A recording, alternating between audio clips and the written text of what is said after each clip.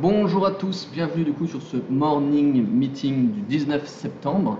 Alors on va parler un petit peu justement de pas mal de petites choses. J'aimerais bien aussi vous parler un petit peu, restez bien jusqu'au bout. J'aimerais bien vous parler aussi un petit peu du cumulatif delta, de certaines choses sur le cumulatif delta, par rapport aussi peut-être au changement de calendrier d'échéance, etc. Donc voilà, j'aimerais bien vous parler de 2-3 petites choses ce matin, je pense, qui pourraient vous intéresser par rapport au marché financier, surtout par rapport au marché du Bund en fait, tout simplement. Bon. Alors, première petite chose quand même, on commence quand même déjà par le calendrier économique. Excusez-moi, on commence par le calendrier économique qui est donc juste ici, hop là, pour voir un petit peu à quoi il faut s'attendre aujourd'hui. Alors, on a le discours de Guindos de la BCE, l'adjudication du Bubilj à 12 mois allemand, donc on fera attention si on est en position de sortir sa position, on peut avoir des petits mouvements un petit peu parasites à ce moment-là. C'est rare d'ailleurs qu'on a des gros mouvements dans les adjudications, mais des fois ça peut arriver, hein, donc autant se méfier. Mais souvent, si on est en scalp, on a des petits mouvements de liquidité, qui cherchent un peu de liquidité à droite à gauche, donc ça nous met un peu en danger, quoi. On a le rapport de la Booba, ok, ça c'est pour le matin. Donc en soi, on a quand même une belle matinée où on peut faire certaines choses, ça c'est plutôt cool. 14h30, on a le discours d'Ederson de la BCE. Et 17h de Panetta, aussi pareil de la BCE. Ok, on est plutôt safe. On est vraiment plutôt safe, en tout cas aujourd'hui en termes d'annonce économique, ça fait plaisir, on pourra faire quelques petites choses. Regardez un petit peu, pareil, les statistiques au niveau du nombre de contrats traités sur le marché du Bund. Donc moi, ce qui est toujours intéressant de constater, hein, c'est que regardez bien, quand on s'approche du changement de calendrier d'échéance, regardez le nombre de contrats qu'on traite, pardon. Là, 1 700 000 au 1er septembre, 1 800 000 au 4 septembre, 1 400 000 au 5 septembre, 1 million au 6, et tout d'un coup, regardez, hop là, on redescend vers les 700 000 à partir du 7, 500 000 à partir du 8, 400 000 à partir du 11. Vous voyez tout de suite cette chute parce qu'on a changé le nouveau calendrier d'échéance. Et là, on revient par contre, regardez, à partir de là, du 13 environ, le 12 encore pas trop, mais de du 13, 700 000, 14, 900 000, le 15, 700 000 aussi. Donc là, on voit que les traders sont un peu plus actifs, reviennent un petit peu plus à la norme, entre guillemets, et on voit bien que juste avant le calendrier d'échéance, on avait énormément de contrats traités.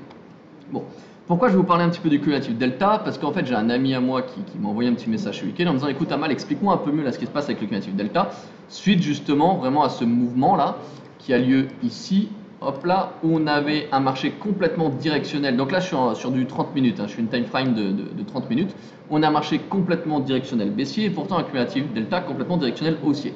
Mais ça, je veux dire, c'est fréquent, c'est des choses qui sont fréquentes. Pourquoi?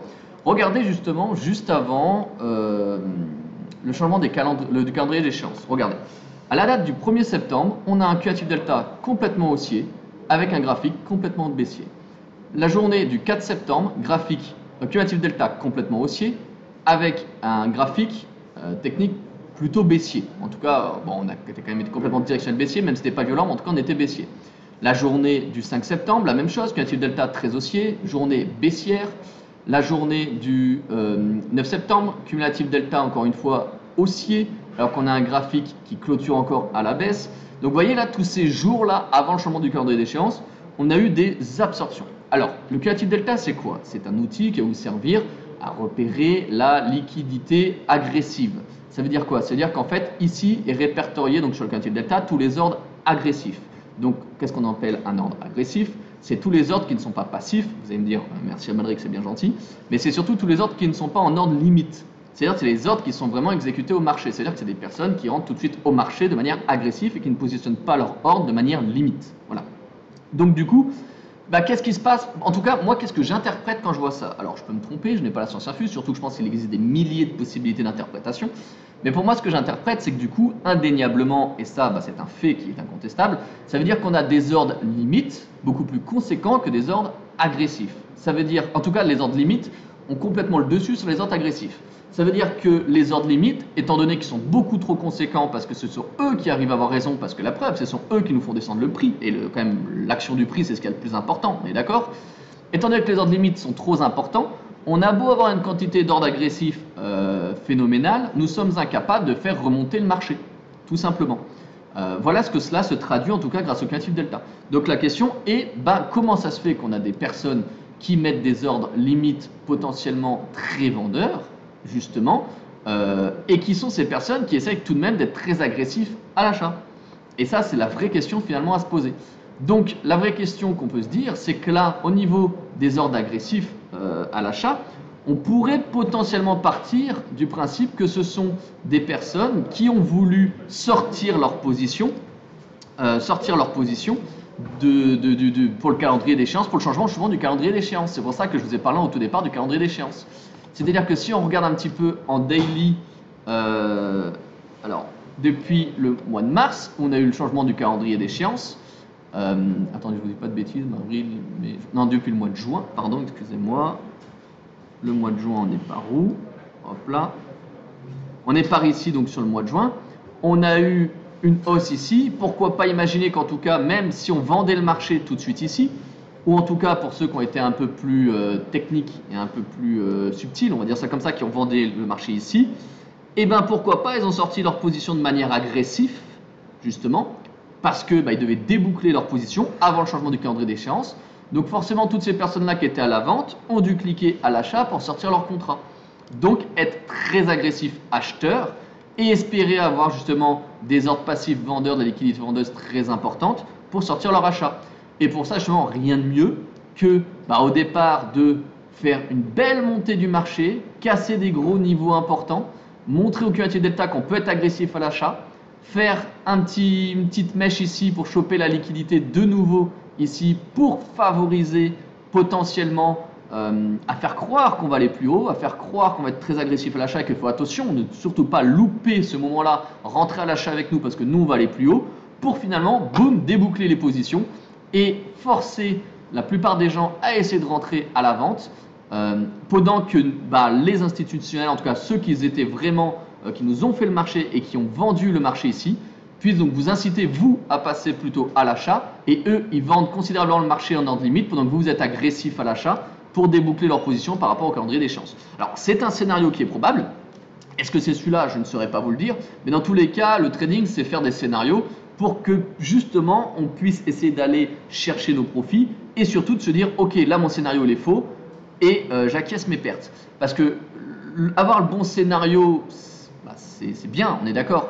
Mais surtout, le fait d'avoir un scénario, c'est ce qui nous permet de se dire, ok, mon scénario, il est faux, donc à partir de là, je coupe mes pertes et c'est fini. Et c'est surtout à ça que ça nous sert un scénario, de gérer nos pertes et gérer notre PNL. Donc, du coup, si on en vient un petit peu sur la journée d'aujourd'hui et des niveaux techniques un petit peu sur aujourd'hui, j'ai voulu un petit peu faire une petite parenthèse là-dessus, parce que je trouvais que c'était potentiellement important. Mais maintenant, on va parler un petit peu des niveaux techniques sur le marché du Bund. Alors, pareil, il y a quelque chose que j'aimerais vous montrer qui est extrêmement pertinent. Lors du dernier morning meeting, alors je vous avoue que je ne sais pas si c'était juste avec les étudiants ou avec YouTube, je ne m'en rappelle plus, j'avais parlé vraiment de cette zone ici que j'avais mis en rose, les 130-50, 130-60 et cette zone en bleu vers les 130-70. Pourquoi? Parce que je vous avais dit que dans cette zone en bleu, si on y arrivait potentiellement, il fallait essayer de glisser un achat, mais que si ça ne marche pas et qu'on arrive dans la zone en rose, fallait être short et potentiellement être short jusqu'à la wick qui est ici, donc dans cette zone-là, que je vous ai souligné, parce qu'on allait très certainement la récupérer. Donc ça ne loupe pas, on casse complètement cette zone-là. Et là, pour le moment, on avait environ 60 ticks, 61 ticks, en tout cas de short. Mais moi, ce qui est très important de vous montrer, c'est pourquoi exactement ici, dans cette zone bleue, on est venu faire des pullbacks vendeurs. Alors, bien sûr, il y en a, ils vont me dire, parce que ici, on a la VA, ici, on a la limite de la VVA. Et c'est vrai, c'est aussi des références. Mais c'est aussi un peu plus subtil que ça. Moi, regardez, pour moi ici, on est dans un espèce de range, ici, de toutes ces journées-là. Si je vous mets le graphique comme ça, on voit qu'ici, le prix, on est dans un range. Je vous invite, encore une fois, à merger tous les profils de journée. Alors, attendez, je ne veux juste pas prendre, hop là, ces jours-là. Tac, voilà. Je vous invite à merger, voilà, les dernières journées ici. Et de constater un petit peu ce qui se passe. Voilà. Eh bien, on peut très facilement constater que le meilleur point de short était la zone du POC-VPOC, qui est ici. Donc, alors on était un tout petit peu plus haut, en tout cas on est resté plus haut. En tout cas, on voit qu'on est incapable, une fois qu'on a cassé cette zone du POC-VPOC, d'essayer de refaire, on est incapable de repasser au-dessus, et ça traduit justement un très bon trade vendeur, en tout cas une très bonne force vendeuse. C'est pour ça qu'en fait dans ce genre de stratégie, moi à la base je pars plutôt d'un principe que quand j'arrive dessus, je vais bien sûr réaliser un achat. Alors quand je dis bien sûr, ça va quand même dépendre de ce qui se passe au carnet. Si je vois qu'on est très agressif vendeur, des fois je vais même rentrer tout de suite à la vente quand je vois qu'on a vraiment cette volonté de le casser. Mais surtout, je vais partir du principe que si on est très agressif à la vente, nous devons en tout cas dans aucun cas repasser au-dessus de ce POC VPOC pour justement valider ce trade vendeur. Alors, je ne vais pas forcément trop rentrer dans les détails, mais moi, la situation idéale que j'attends dans ce genre de cas, c'est celui-là. J'attends aussi de comparer aussi un peu avec du volume profile.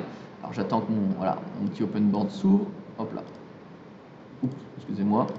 Hop là, on fait comme ça. Donc moi, la situation idéale étant la suivante. Ce que je veux, c'est qu'imaginons, bon, j'ai mon graphique qui descend, qui se casse la figure. Hop là. Et là, mon VPOC, il est là. Hop là. Et donc là, même situation, on a cassé le VPOC.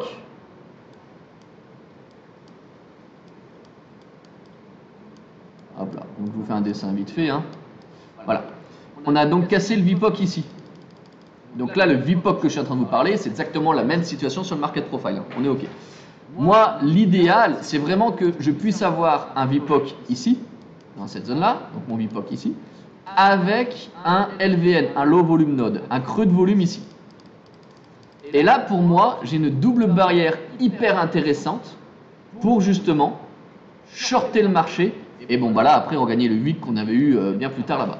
Mais pour moi, cette zone-là, du coup, qui est ici, alors attendez, prendre une autre couleur, excusez-moi, à la fin, ça va être un gribouillis, vous n'allez pas y comprendre, mais c'est pas grave.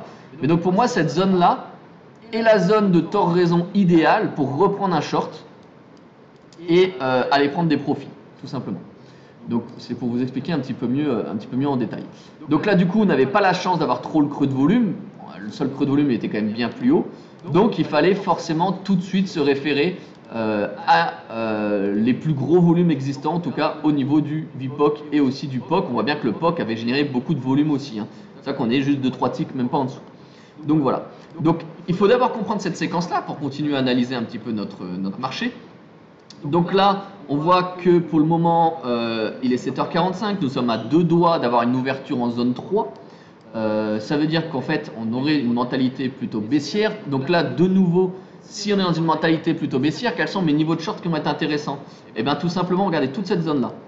Haut du range de nuit, VA, clôture de la veille. Ça, c'est une zone pour moi de short qui peut être complètement intéressante, en tout cas, pour aller donc chercher des bénéfices. Le bas de l'UWIC, je le trace parce qu'on pourrait aussi aller le rechercher, bas de SWIC. La deuxième zone intéressante en short, eh ben, ça sera au niveau de la zone ici que je vous ai tracée, au niveau du VPOC. Et une troisième zone de short qui peut être aussi donc forcément intéressante, eh ben, ça sera de nouveau vraiment pour moi donc cette zone-là. Alors elle est un peu plus grosse du coup cette zone-là, mais c'est celle que je viens de vous citer. Où là justement, on pourrait essayer de revenir là-haut. Alors j'y crois pas trop en fait quand je vous dis ça, qu'on pourrait essayer de revenir là-haut. Parce que pour moi, si on revient aussi haut, honnêtement, ça serait mauvais signe pour les shorts. Parce qu'en tout cas, si on repasse, si on casse tout ça, à partir de là, moi, je repartirai à l'achat. C'est-à-dire qu'en fait, vous comprenez bien qu'on est où de mon scénario. Tant qu'en gros, on reste en dessous, le VPOC ici, vers les 130, 72, et ben en fait, je ne chercherai pas à comprendre, je chercherai que à vendre mon marché dans les zones que je vous ai citées. Au niveau des points d'achat, quels sont mes points d'achat? Alors, c'est des points d'achat un petit peu ésotériques, des niveaux techniques un petit peu spéciaux, mais qui peuvent avoir, entre guillemets, son efficience. Pourquoi? Alors, de nouveau, là, je suis en train de vous préparer un petit peu, presque un plan de semaine, mais je ne peux pas non plus trop m'attarder sur tout ça. Regardez un petit peu ce qui se passe au niveau du monthly, sur du très très très long terme. Pour moi, regardez, ici, si on devait dessiner un petit peu, alors je vais ressortir encore du volume profile, excusez-moi. Si on devait, hop là, si on devait dessiner le volume profile juste de là, de ce carré-là, de cette séquence-là, ici on verrait qu'on n'a sûrement pas fait beaucoup de volume, on est d'accord. Mais par contre, ici, là, on aurait très certainement un volume profile qui ferait peut-être, donc, alors là c'est assez dur à dessiner, m'en voulez pas, mais quelque chose comme ça. Hop là. Et là, après, un affaiblissement derrière. Donc, pour moi, ici, on aurait très certainement un VPOC qui doit être par ici. Excusez-moi, hein, je trace très mal. et que du coup, ici, on n'a pas vraiment, on a dû faire un petit pullback, mais on voit qu'on est passé rapidement. Et pour moi, ici, on pourrait potentiellement avoir ici une zone d'achat qui peut être intéressante. Donc, pour calculer cette zone d'achat, on va essayer d'être un peu plus précis. Alors, tac. On va tracer des petites limites. Donc, pour moi, on peut avoir une zone d'achat intéressante. Alors, en gros, de là. Alors, est-ce que j'arrive à bien faire mon trait droit? Voilà, excusez-moi, on va y arriver. Bon. Voilà. Jusqu'à à peu près là. Donc, ça veut dire qu'on pourrait, pour moi, rebondir un petit peu n'importe où, voilà, entre ces deux trade lines là. On pourrait avoir une zone d'achat entre ces deux trend lines là. D'autant plus que on pourrait aussi imaginer avoir, pourquoi pas, là on est vraiment que dans du chartisme, hein, pur et dur, hein, mais une espèce, alors attendez, je vais essayer de mieux le faire peut-être. On va faire plutôt comme ça. Voilà, ça me parle beaucoup plus. Une trade line.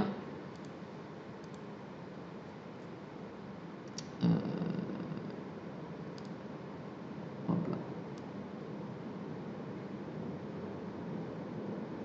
Alors on pourrait essayer comme ça, un petit peu dans ce sens-là.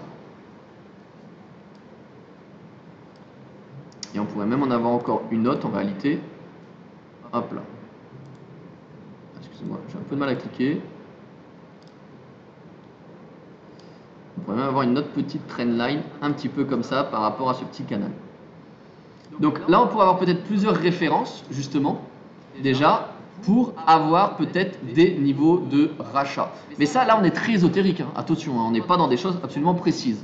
Mais pour moi, ça me donne des petits, surtout l'histoire du volume profile ici, ça me donne des petites choses quand même relativement sympathiques. À savoir que là, les 126 aussi, pareil, 126,62, l'ancien support qui deviendrait une résistance peut être aussi très intéressant à exploiter. Ok. Mais du coup, moi, pour le moment, ma seule manière d'essayer de là pour le moment détecter des niveaux d'achat intéressants, ça serait de réaliser des extensions.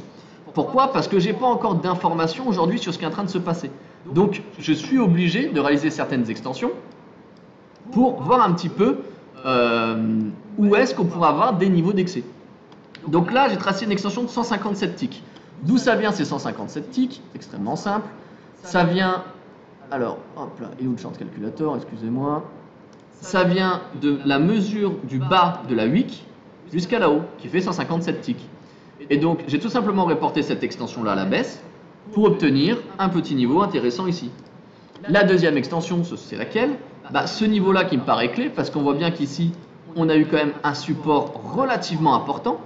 Vous voyez, support, support, support. Et on pourrait avoir cette extension, cet effet miroir, hein, parce que si on a des prix comme ça, des supports, des niveaux comme ça importants, pour moi j'appelle ça un peu des espèces de points pivots, de zones d'équilibre, où plus on va s'en éloigner, plus on peut être tenté de revenir, justement. Donc en tout cas là, moi je vois encore un petit point d'équilibre qui peut être intéressant, où on pourrait donc monter de 110 ticks, enfin on est monté de 110 ticks, et on pourrait descendre aussi du coup un peu plus bas, mais surtout ce qui est intéressant, c'est pas d'anticiper la descente jusqu'en bas, c'est de se dire, c'est d'observer qu'est-ce qui va se passer une fois qu'on est dans cette zone-là. Est-ce qu'une fois qu'on est dans cette zone-là, ça correspond aussi un petit peu à ce qu'on a analysé là, ensemble sur Investing?